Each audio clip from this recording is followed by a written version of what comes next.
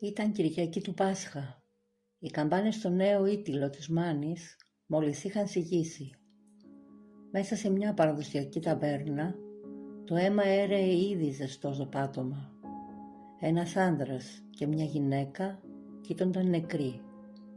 Όμως το πραγματικό έγκλημα δεν είχε ξεκινήσει ακόμα, γιατί ο δολοφόνος δεν είχε σκοτώσει μόνο 2 ανθρώπους, είχε παγιδεύσει ένα αθώο κορίτσι.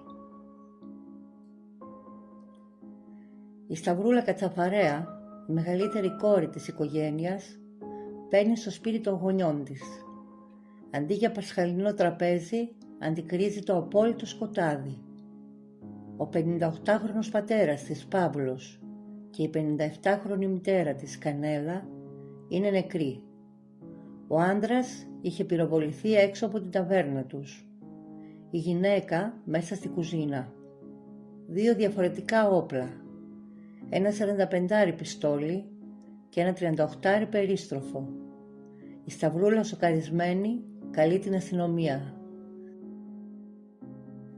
Δεν ξέρει ότι εκείνη τη στιγμή υπογράφει τη δική της καταδίκη.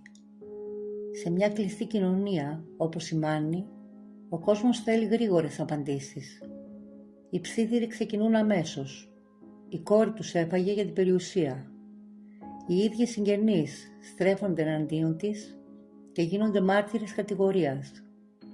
Η αστυνομία, κάτω από τεράστια πίεση, σταματά να ψάχνει αλλού. Για εκείνους ο ένοχος είναι προφανής. Η Σταυρούλα συλλαμβάνεται. Στο δικαστήριο η απόφαση πέφτει σαν τσεκούρι. Δις ισόβια. 2 φορές ισόβια για ένα έγκλημα που δεν διέπραξε ποτέ.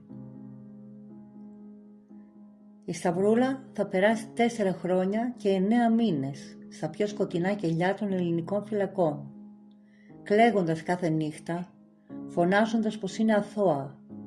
Κανείς δεν την ακούει, μέχρι που μια μέρα η υπόθεση φτάνει στον Άριο Πάγο. Και τότε όλα ανατρέπονται. Τα στοιχεία που είχαν κρυφτεί έρχονται στο φως. Ποιος ήταν ο πραγματικός δολοφόνος που κυκλοφορούσε ελεύθερος στη Μάνη, όσο ένα αθώο κορίτσι σάπιζε στη φυλακή? Αν σας αρέσουν τα βίντεό μας, κάντε εγγραφή στο κανάλι μας και πατήστε το καμπανάκι για να σας έρχονται ειδοποιήσεις για νέα βίντεο. Η ασφάλεια Αττικής, μετά από χρόνια, ανοίγει ένα φάκελο που θα παγώσει το Πανελλήνιο. Το όνομα στο φάκελο Βασίλης Σούφλας. Αυτός ήταν ο άνθρωπος που πάτησε τη σκανδάλη στη Μάνη. Δεν ήταν ένας απλός ληστής, ήταν ο πιο ψυχρός, ο πιο αδίστακτος επαγγελματίας εκτελεστής που πέρασε ποτέ από την εγχώρια νύχτα. Ένας άνθρωπος που γεννήθηκε για να σκοτώνει. Πώς όμως φτάνει κάποιος να γίνει μηχανή θανάτου?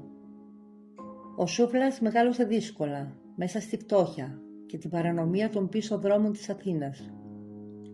Από παιδί έμαθε ότι η ζωή δεν έχει αξία.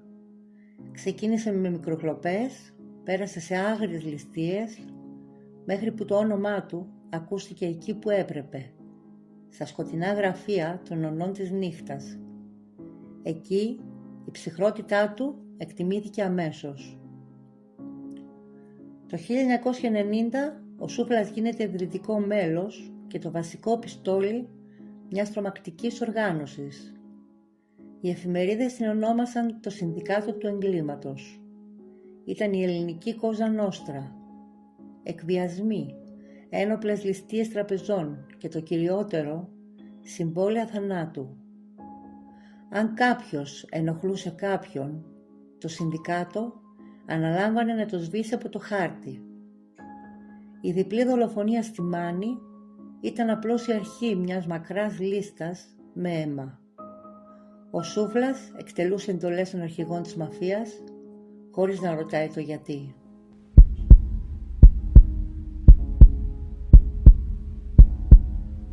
Η επίσημη πρεμιέρα του Συνδικάτου του Εγκλήματος γράφεται με αίμα ανήμερα το Μεγάλο Σάββατο στο ήτυλο της Λακωνίας, στο σπίτι των γονιών της Σταυρούλας όπως είπαμε. Στόχος είναι ο Παύλος Κατσαφαρέας και η σύζυγός του Κανέλα. Ο Βασίλης Σούφλας και η ομάδα του δεν έχουν προσωπικά μαζί τους. Εκτελούν ένα συμβόλαιο που τους ανατέθηκε από τρίτους.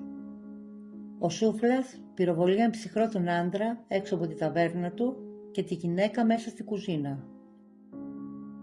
2 χρόνια μετά, η οργάνωση χρειάζεται βαρύ οπλισμό για τις ληστείες της. Η λύση: μια καταδρομική επίθεση σε στρατόπεδο. Στις 17 Μαρτίου 1992, η ομάδα εμφανίζεται στη κεντρική πύλη του στρατοπέδου Μάνδρας. Εκεί κάνει σκοπιά ένας νεαρός στρατιώτης, ο Αντώνης Φαμέλος. Χωρίς κανέναν ενδιασμό, οι κακοποιοί τον πυροβολούν στο κεφάλι για να του κλέψουν το όπλο. Η αγριότητά τους παγώνει την ελληνική κοινωνία. Μόλις 2 μήνες αργότερα, το Συνδικάτο αναλαμβάνει άλλο ένα συμβόλαιο θανάτου. Στόχος αυτή τη φορά είναι ο έμπορος αυτοκινήτων Κωνσταντίνος Ντάκος στην περιοχή των Σεπολίων. Ο Σούφλας στείνει καρτέλ θανάτου.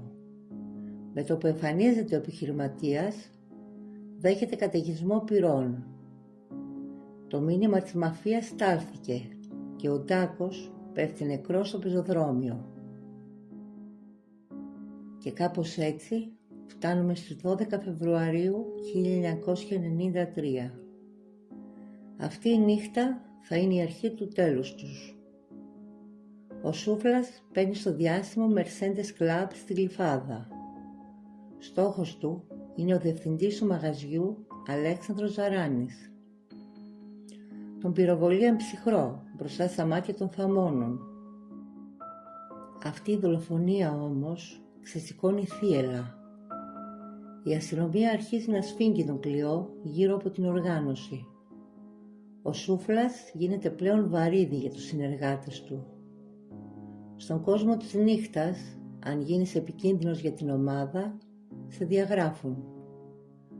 Το 1994, οι ίδιοι συνεργάτες του Σούφλα από το Συνδικάτο αποφασίζουν να τον βγάλουν από τη μέση. Φοβούνται ότι αν συλληφθεί θα ανοίξει το στόμα του. Του στείλουν παγίδα, τον εκτελούν και μεταφέρουν το πτώμα του σε ένα χωράφι στο Δήλεση. Για να σιγουρευτούν ότι δεν θα βρεθεί ποτέ, ρίχνουν από πάνω του υγρό τσιμέντο. Ο νούμερο 1 εκτελεστής της Ελλάδας έγινε ο ίδιος θύμα του Συνδικάτου.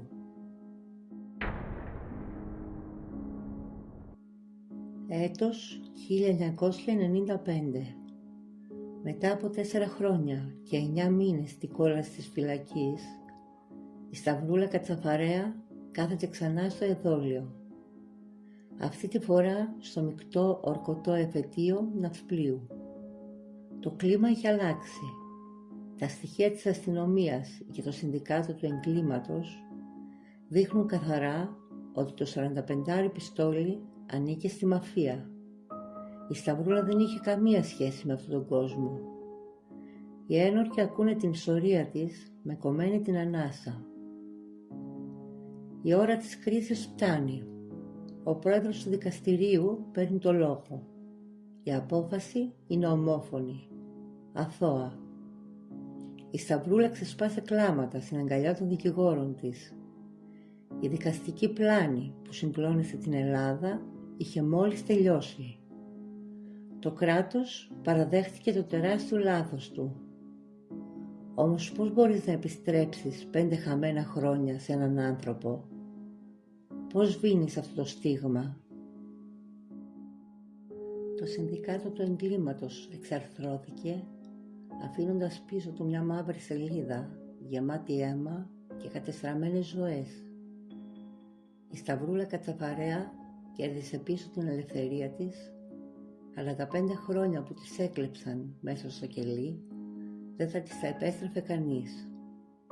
Αν θέλεις να συνεχίσουμε να ξεθάβουμε μαζί τις πιο σκοτεινές και άγνωστες ιστορίες, κάνε τώρα ένα like στο βίντεο. Γράψε μου στα σχόλια τη γνώμη σου για αυτή τη δικαστική πλάνη και μην ξεχάσεις να κάνεις εγγραφή στο κανάλι και να πατήσεις το καμπανάκι. Μέχρι το επόμενο βίντεο, μείνετε ασφαλείς.